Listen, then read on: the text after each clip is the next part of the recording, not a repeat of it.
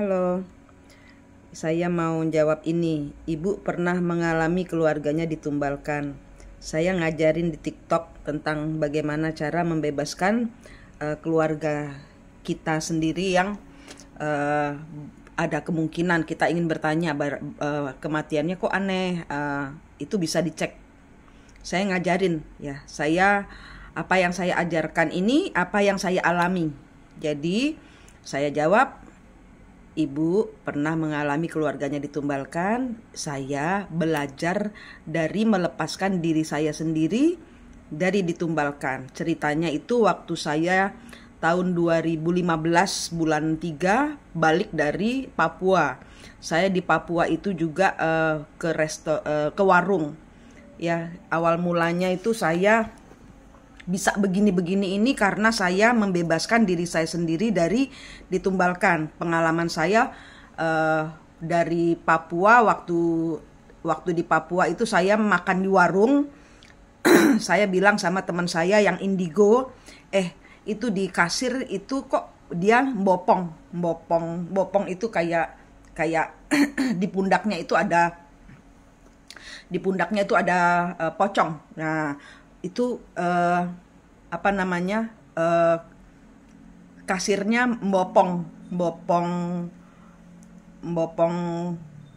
kuntilanak gitu, pocong, bukan kuntilanak, pocong ya, pocong yang di kafani itu ya, putih itu. Nah, itu dibopong di pundaknya sini gitu, dari sini ke sini gitu, di belakang gitu. Tapi itu saya cuman ngomong sama teman saya, itu saya bener nggak sih ngelihat gitu loh, bener nggak sih kok saya tumben gitu loh, kok saya tumben ngelihat begituan.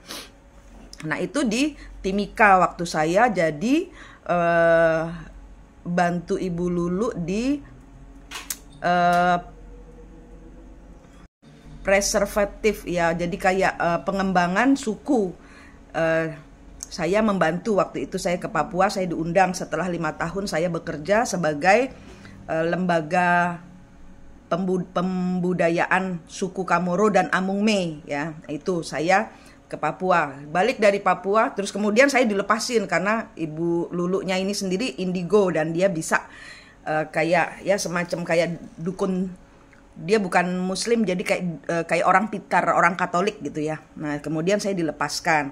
Nah, kok pulang dari situ saya tuh merasa saya sakit, saya selalu sial. Pulang dari Papua itu saya sakit, saya merasa pokoknya ada aja kasus-kasus banyak kesialan gitu loh.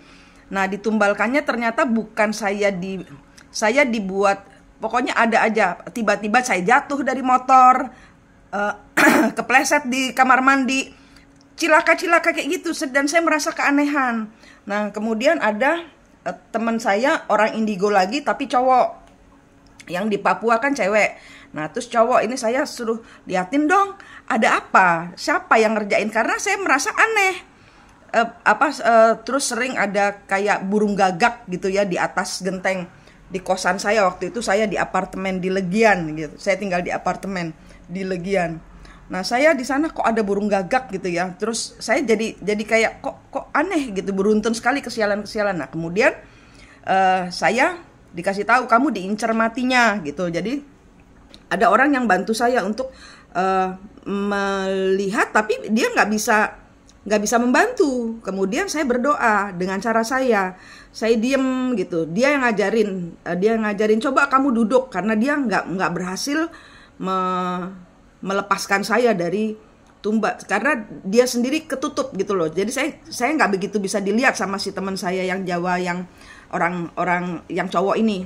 Terus udah gitu saya duduk diem, saya bayangkan saya melihat di depan ini ada apa. Jadi dalam kondisi diam, mata saya terpejam ini, saya ngelihat kanan kiri.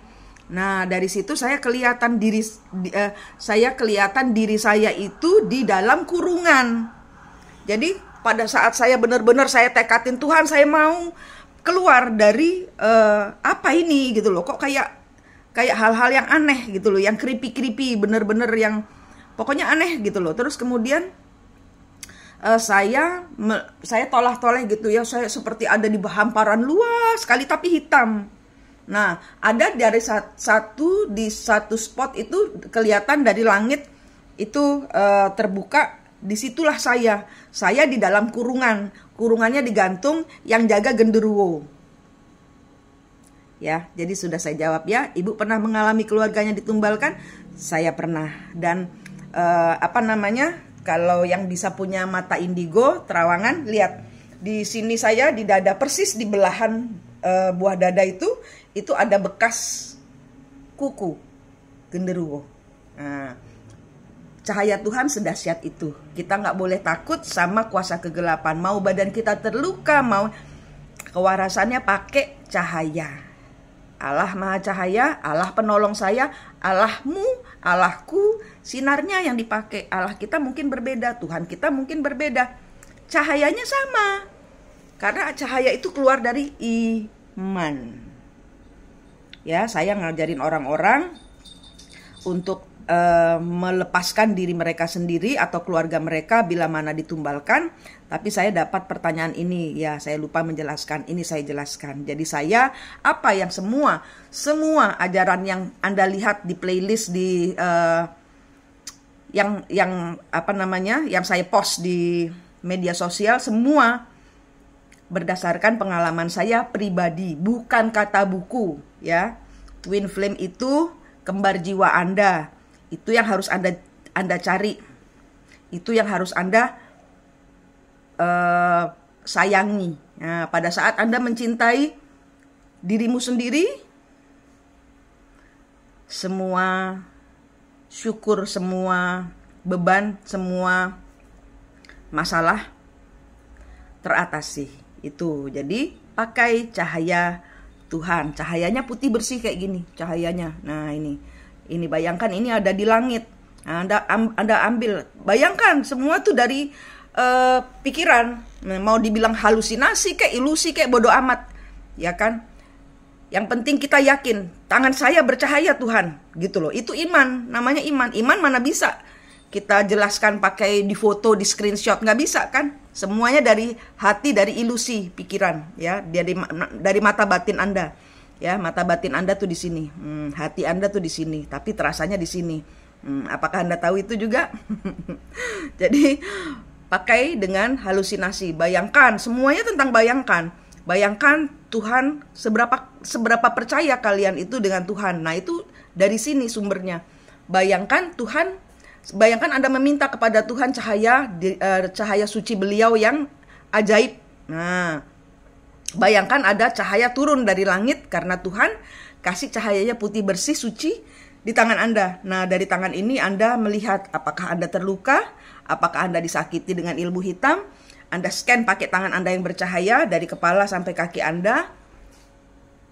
Pada saat Anda scan, Anda bisa ambil itu, Anda buang ke laut. Di laut ada tong sampah negatif.